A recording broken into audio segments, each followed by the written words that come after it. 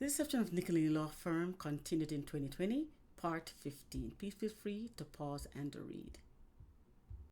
Statements of claim, wrongful dismissal, and long-term disability created by ADRIAN Nicolini and Ashlyn Steele's Nicolini Law Firm without my knowledge or involvement. I needed clarity for my wrongful dismissal and long-term disability cases. Yeah. I reached out to the root cause of my situation, Nicolini Law Firm. And wow. Remember, not everyone are fools, okay? And this firm are making me out to be a fool, or because maybe of their profession they think that many of us don't have sense, okay? And as I go along, please feel free to pause and read, okay? Thank you. I needed clarity and confirmation in writing, thus to prove that this law firm, ADRIAN Nicolini Law, had done me wrong. Okay, so I submitted questions to Ashton Steele. Okay, and this is Ashton Steele's response. So this is me with my question, and this is Ashton Steele's response. Okay, Nicolini Law Firm created a false document sheet and charged Benjamin Law Firm for WSIB visits and phone calls, which were already paid at the beginning when retained Nicolini Law Firm for WSIB on April 10, 2017. I had not retained Nicolini Law Firm for wrongful dismissal and long-term disability. There is no contract signed, no discussion, litigation, no communication regarding my dismissal from work and disability. Waited 8 months, then took my business elsewhere. Ashton Steele stated that I had contracted their firm. That's why my new lawyer had contacted their office for my file. All right. So here now on September 28, 2020, I sent an email to Ashton Steele, right? I said, on June 5th, 2018, I met with Adrian after I was terminated from my place of employment on May 24th, 2018. As a matter of fact, just let you know that I had provided a larger view of my question and Ashton's response, okay, on the upcoming slides, okay? So you will get to see and read for yourself, all right? Adrian stated that he would be suing for wrongful dismissal and long-term disability. He did not provide details of the lawsuit. I placed my trust in Adrian to direct me accordingly. Therefore, I had waited patiently for several months to discuss my cases. Please advise on the following. Was I retained by Nicolini Law for wrongful dismissal and long-term disability in June 2018? If yes, should I have signed new contracts for these two lawsuits? I had retained Nicolini Law for WSIB and have that contract in my possession. I am unaware of the terms and payments to be awarded to Nicolini Law should other contracts exist. I am under the assumption that since WSIB wrongful dismissal and long-term disability are three separate entities, I should have 3 signed contracts in my possession. Please advise. Also, I became aware of on January 10, 2019, the statements of claim were filed within the court of law on my behalf effective July 3, 2018. However, I was unaware of their contents. Is this the normal procedure for lawyers to submit to the court of law without the client's review of the statements of claim? Okay, what if the client is not in agreement with the contents of the statements? Why wasn't the statement of claim discussed with me, the client, prior to the submission to the court of law? Okay, so Ashlyn Steele's response.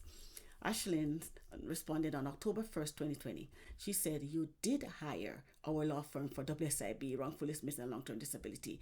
This is why your new lawyers had to contact our office for your file, and they were provided with the account for our legal fees on the work we had completed on your behalf. Wow. Once Mr. Nicolini advised you that he would start the lawsuit, there was no action needed on your end. Wow.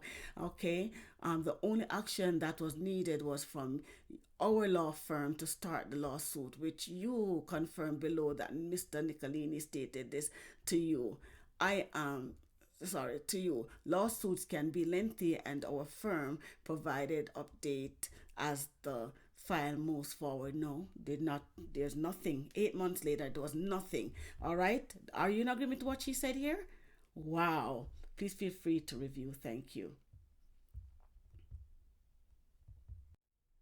Here is my question in a larger view for you to read. Okay, please feel free to pause and read if you wish. I already went through this on the previous slide. Okay, thank you. I have brought Ashleen's response in a larger view for you to read, okay? Because she's actually saying that as once Mr. Nicolini advised that that he would start a lawsuit, there was no action needed on my end, okay? So he pretended to be me throughout.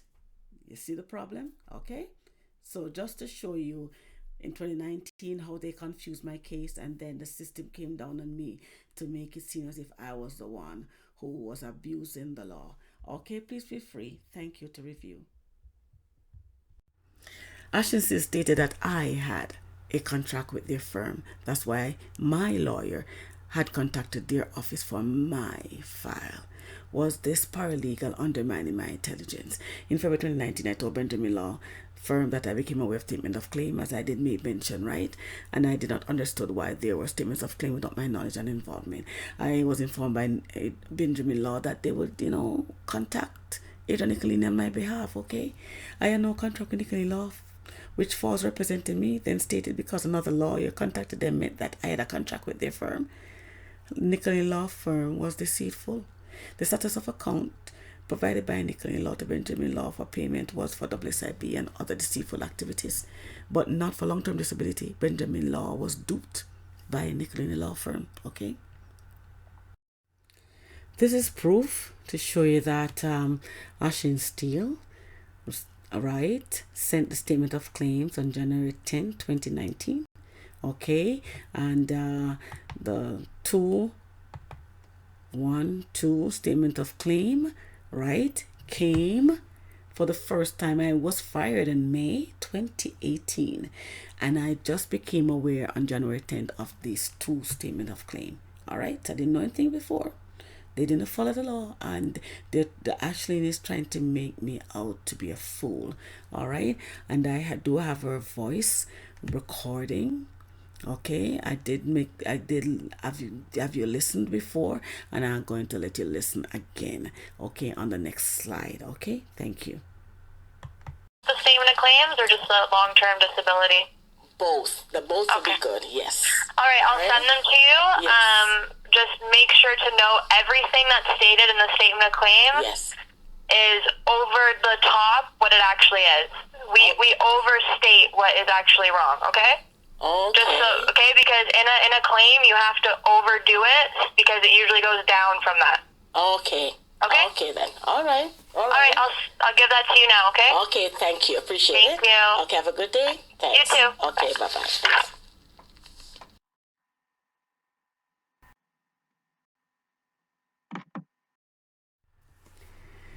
Okay.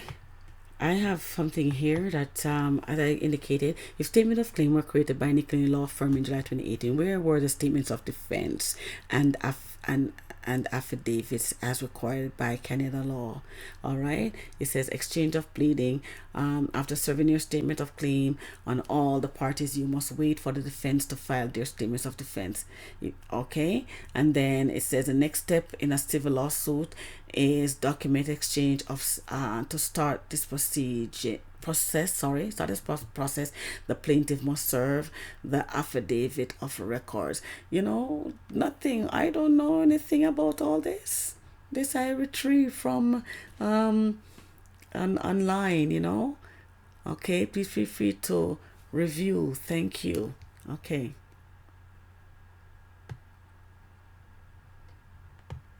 Yes, please feel free to review, because it just actually stated how to start a claim under the simplified procedure. The statement of claim or notice, must, I'm gonna see, yes, enlarge it for you. The statement of claim or notice of action, right? That must indicate that you are bringing the case under the simplified procedure rules. And I'm wondering, was I to complete this? No advice was given. No advice given to complete statement of claims. Left document with lawyer. Nothing. Nickelini law never discussed my cases when I visited his office on June 2018. I was not told to complete statement of claim. I became aware when a lawyer in January asked me about it. That's when I became aware. Okay. Feel free to pause and read. Okay. Thank you. Never retain a Nickelini law firm for employment law, no contract signed. And as this says, contract law in Canada, okay? And it says a contract is a legally binding agreement between two or more persons for a particular purpose. It is an instrument for the economic exchange of goods and services. Okay, in Canada, contract law is administered both in common law and in Quebec civil law. Okay, and it says in general, economic exchange, right? In general, contracts are always formed on the same pattern. A person offers to give another person something, for example, deliver an item in return for a certain price. Price? What was the price? From Nickelini law. To provide a service, to work for a certain salary, or to refrain from doing something not complete for a period of time in return for compensation, right? What would have been Nickelini law's compensation? And I knew nothing. If the offer is accepted, the contract is then valid. In principle, a contract is above all an instrument for the economic exchange of goods and services. Okay, please feel free to pause and read. Thank you. Never retain Nickelini law for long-term disability. No contract signed. Okay.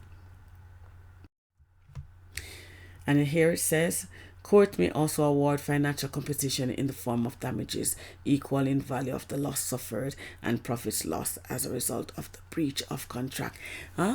This law firm breached their contract, or briefed, or there was no contract anyway.